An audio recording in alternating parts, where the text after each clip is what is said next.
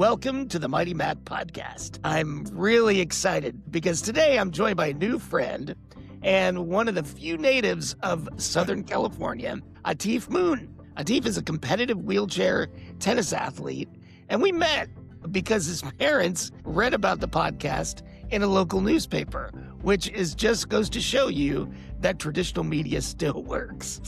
So welcome, Atif. How are you? Yeah, thank you, Matt. Thanks for having me. I'm doing well. How are you? I'm doing just fine. So I usually kick these off by saying that, overcoming life's obstacles requires great strength. So in terms of your disability, when did you become mighty? So I was born with a cancer known as neuroblastoma. It was a tumor in the spinal cord. So I was diagnosed at about 6 weeks, and it was a late stage cancer. Fortunately, the doctors from all different backgrounds, they worked together, saved my life. So they got rid of the cancer, but it did damage the spinal cord, so I became paralyzed as a result from the T10 level, which is about the waist down. And it's what's called complete, meaning I have no feeling below that. And so I've been in a wheelchair ever since. Wow. How did your parents respond to your disability? Well, I'm sure it was really hard for them. I mean, from my parents tell me, they managed to get through it. They heard a lot of negative things from doctors. Like my dad would always say they told them that I wouldn't be able to sit, like things like that. But Yeah. they still wanted me to have a great life, so Yeah. they did their research. This was before the internet, so they were able to find like different activities for me to do, like in the wheelchair community or disabled community. So like they got me into kung fu, where the guy in running the place was in a wheelchair and in a black Nice. belt. So that was pretty cool. They got me like a mini racing chair where I could go in that chair and go like on little races or at the beach. And then of course there was tennis, which is where I really fell in love with and really met that community that I was hoping for. And on top of that, they would push to like have me talk to these people and meet them, invite Sure. them to our house, just so I can learn from them. And I was super, super shy, so I Yeah, didn't really yeah. say much. So they had to kind of push me to like hang out with them and do all those type of things, and, it took me That's a while great. to learn Now, from. a little bit about when you realized that you were different from your brothers and sisters. Probably, I would say when I was in school, Yeah. because that's when you're around people who don't look like you. You're Yeah, you're right. one of the only people in wheelchair with a disability. So I went to special school earlier on, uh, where I wa Yep.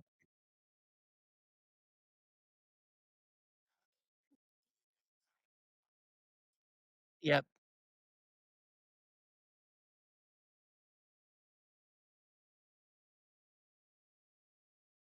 Sure. And how did the other students react to you?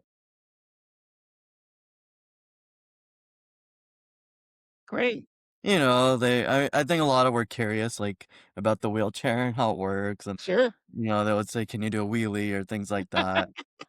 And yeah, I was able to integrate with them. Like, but I would like play like I've played like handball, basketball during recess, and like PE. Always tell the story where I was in an adaptive PE program, like Uh-huh. for a while, but I didn't really like that because I want to be around other people and my friends, and so we approached the principal's office and got them to let me be Sure. part of the normal PE program. And I was able to adapt doing all the other things that they're doing. If they're doing stuff on the grass, I could do on the blacktop Yeah, or yeah. do something. But yeah, there was always ways to adapt, which started to learn as I was growing up. And it's a big thing for anyone who's disabled. You really have to learn to adapt in life because there's always challenges here and there. But it's Absolutely. also it's also fun to figure things out at the same time. Yeah. Now, I know it was a big step when you moved to live on campus at UCLA. Can you talk a little bit about what that was like to be on your own independently for the first time? I was in high school, I was starting to get more independent, like, things like getting dressed on your own and using the bathroom and all that. Was gradually that's something people take for granted for someone who's Sure. disabled, it's not easy, so as getting older, I was able to manage that, but obviously college is a big step where the university I went to UCLA, and it's a school with that like 50,000 people. So Right. it's a big step to go to university. And at the time, I wasn't sure if I was ready to go make that big of a jump. But then I decided it was good to do it. And I didn't know if I wanted to live on campus or just commute from home, which is like an hour and a half drive Right. at the time living in Palos Verdes. So we're trying to find someone to commute with so I don't have to drive myself. That didn't work. So then I had remembered when I went to the disabilities office for a tour before I had decided to go to UCLA, they were very friendly and saying, "Hey, if you ever need anything, or if you do want to live in the dorms, we do have accessible dorms and we'll be happy to help you out. And we also give rides from the dorm to campus." So then I just made the big decision. I told my parents, why don't I just try to live in the dorms on my own and see how it Sure. goes? I'm not super far from home if any issues happen. So I decided to do that, and I thought that was like one of the biggest moments of my life and becoming Sure. that independent person that I am now. Because so just Now, were there other disabled students at UCLA that you connected with? Yeah, there were definitely a few that I connected with. You would meet them like around campus or because I took the disabilities van that they offered Oh, sure. from the dorm to campus the campus is down here, the dorms are like way up the hill. Okay. So that makes it harder. So normally it would be nice to get a ride to camp, but when I'm campus I get there. But that's how I kind of met some other individuals with different disabilities. Or if I went to the disabilities office, they would tell me like or I would meet people there as well. So Yeah, sure. yeah. That's great. Now, were you playing tennis actively when you were in college, or when did that start? Yeah, well, I started tennis when I was about 7, 8 years old because Oh, okay. that was a time where my parents wanted me to do all these different activities and Yep. push me into, like, just finding, that community and learning from them on doing things just like how to get up a curb or Sure. navigating when you're going around, how to transfer. And, so I would go to there was a lot of at the time, there's so many tennis tournaments and, camps and all that in Southern California, so I had so many options to go to all these events, met a Yeah. lot of amazing people, played with them, a lot of people I've known for since then, made really good friends. The other part I learned was there was more possible that could be done being disabled. It didn't really limit you because I would hear Sure. these people talk about, "Oh, I have a job, I'm married, I go to these events, I can travel." I didn't think any of those things were possible when I was younger. So being Yeah. able to see that, maybe at the time was hard for me to realize, but as I've gotten older, I really appreciated that and how much people have helped me and pushed me and advice and suggestions they've given me. Yeah. I thought that was Sure. now That's so regards to cool. And when was the first time you ever played an opponent that could walk? to tennis. Well, I'm sure I probably when I started playing, there were probably Yeah. opponents that could walk a little, or at some or they weren't like full time in wheelchair. Yeah, I think sure. one of the junior players that I knew and still talk to, I think for at the time he was using a walker, Yeah. but also I was gonna say like I wasn't very good when I played. Took me so many years to get better. Like Sure. couldn't even win, like it was hard to win, like, a game or even a set or a match. It took a few years to win my first tournament and all that. But, That's and great. How did that feel when you won your first tournament? it was actually an amazing feeling because it gave me that confidence that there was possibility to improve on my game and get better, which, of course, I've been able to do moving up from the letter divisions, which are the lower division, and moving up Yep. to open division, which is the top or professional division internationally. That's so cool. I want to hear Mhm. about your international trips with tennis because you have a really interesting destination that you went to. Yeah. Well, for most of the time I was traveling just US and Canada, but this year in the summer, me and two other players decided to go on overseas outside of North America, and we went to Kazakhstan and Portugal. And it was a That's awesome. yeah, and it was a 4 tournament 3 week trip. First of all, it was the furthest I've ever traveled. It Sure. was also the longest I ever traveled, and ever been gone for. We were gone for about a little over 3 weeks, Yeah. 24 days, I believe. But it was an amazing experience, learning about different cultures, seeing how tournaments are run in those other countries. Sure. The other cool part is just playing players that I've never played before, because when you're Yep. playing in the US, Canada, you're kinda seeing a lot of the same players. So I got to experience playing against different players with different styles, meeting new people, and then, of course, you have time to explore the city and kinda see how things are there. Yeah, and how Obviously, is the accessi accessibility, say, in yeah, so Portugal?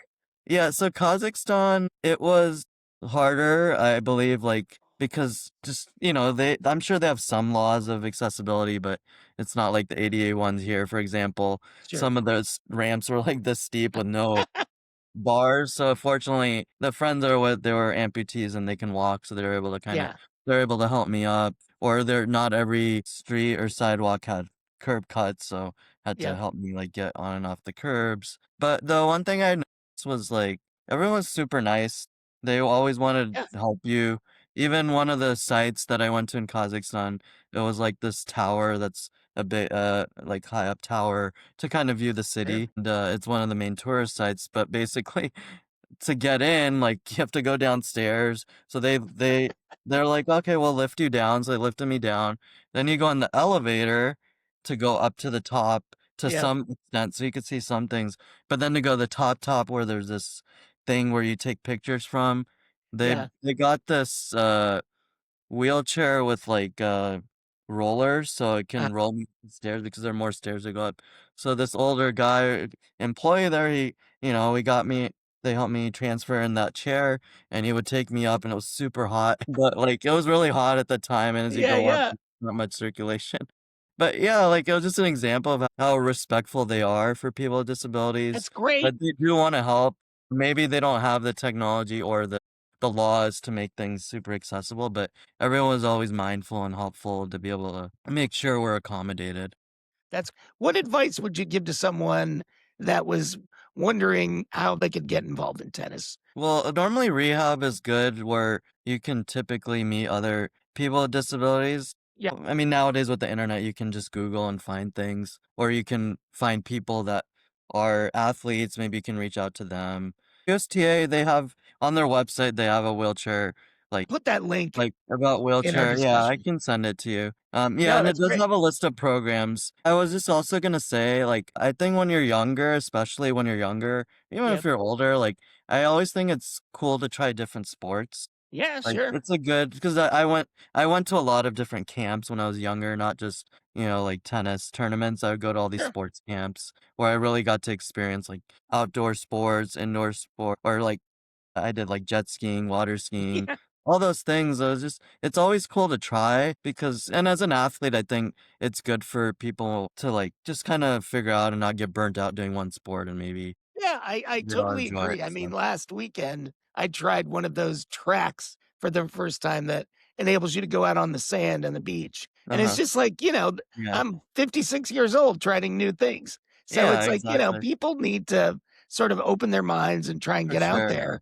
and Yeah, try some things. Cause, I think, you can meet some new people and try something new. So I think for that's a sure. great recommendation. Now, I know that you have started doing some public speaking.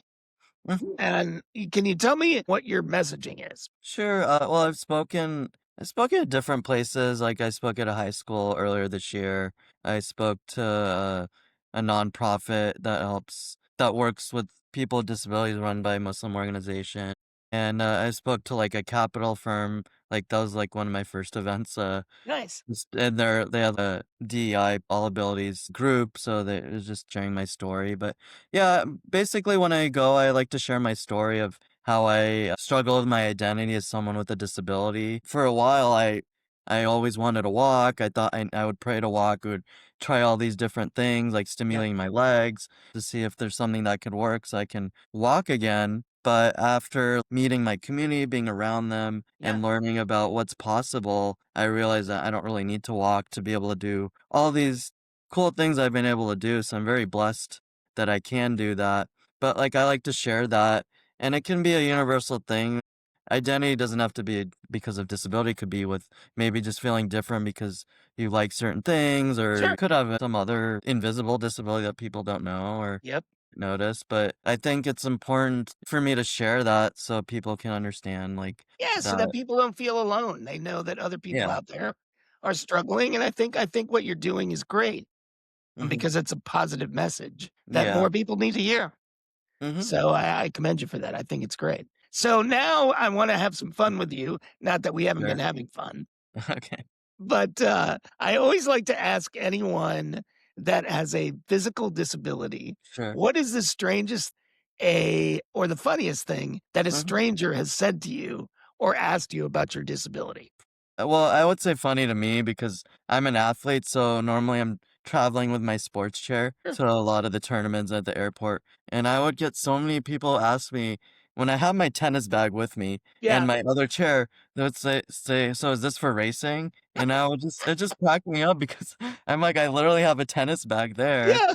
and they're and they think it's just for racing. I mean, I guess I could race in it, but like, Yeah. I don't know. To me, it's amusing, and then I haven't had as much lately, but people assume that having a disability is a bad thing, Yes. which I've learned to grow that it's not, and Yeah. that's Right. what I try to share. So you would have people who would like want to pray for you to get better, Yes. like they can heal you. I mean, I'm sure it's coming from a good place, but it's just, they don't understand that I don't have issues. Like, Yeah. I'm Exactly. still able to do a lot of things. So, or Yeah, just I like, always yeah. feel like you can welcome the spirituality, but Hmm. if it's coming from a point of, "I wanna heal you," or Yeah. "Something's wrong," that's not okay. Yeah.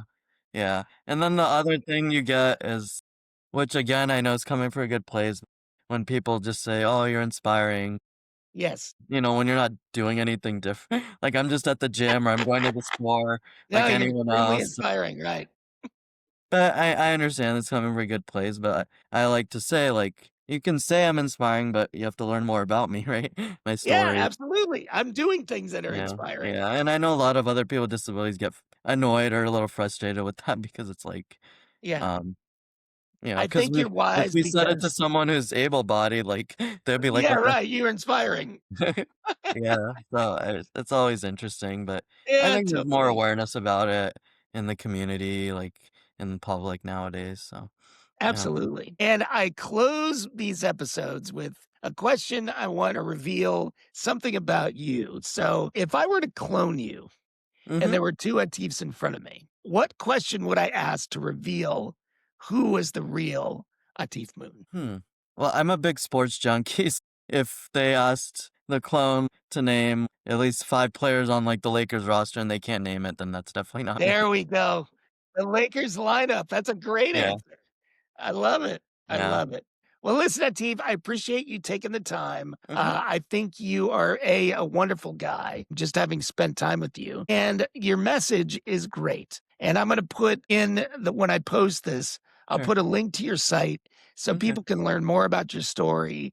If they want to book you for a presentation, they can do that. You're just a great guy. Oh, And thank you. Yeah, certainly, if no. you want to play tennis, reach out as well. Yeah, yeah, no, it was great meeting you, and I'm glad, you had me on your podcast and Absolutely. just share stories of other people in the community because like everyone has their own unique story. Even Yeah. if it's the same disability, they could have their trajectory is different how they got to where they are because some are born, some are not born with it. Yeah. Some had this accident. It's and maybe some didn't have the support I did. I'm always very Yeah. fortunate to have that, and that's why because so many people help me, I want to be able to give back. I Hey, appreciate your time. You're unbelievable. thank you.